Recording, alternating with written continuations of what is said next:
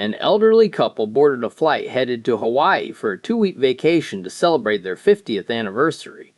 Partway through the flight, the captain spoke over the intercom. "Ladies and gentlemen, I'm sorry to say that I have some bad news.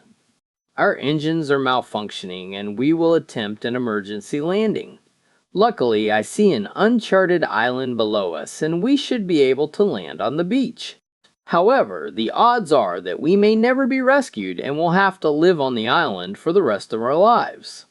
Thanks to the quick thinking and skill of the flight crew, the plane landed safely on the island. About an hour later, the husband turned to his wife and asked, "Honey, did we pay the car bill this month?" "No, sweetheart." Still rattled from the crash, he asked again, "Did we pay our credit card bill yet?" "Oh no, I'm sorry. I forgot to send the check." Growing more serious, he asked one last question. "Did you remember to pay the medical bill for the hospital visit last month?" "Oh, forgive me, sweetheart. I didn't send that one either." The husband grabbed her and gave her the biggest hug he had given her in 50 years.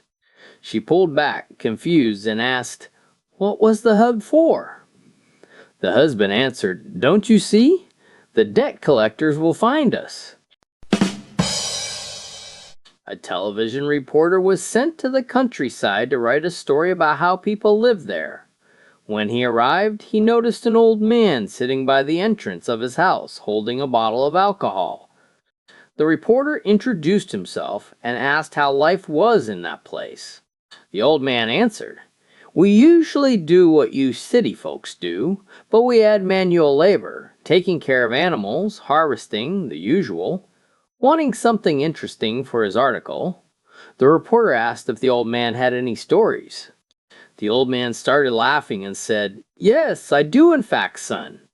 There was a time where one of my folks' wife got lost, so we hauled like 5 of us and went to look for her.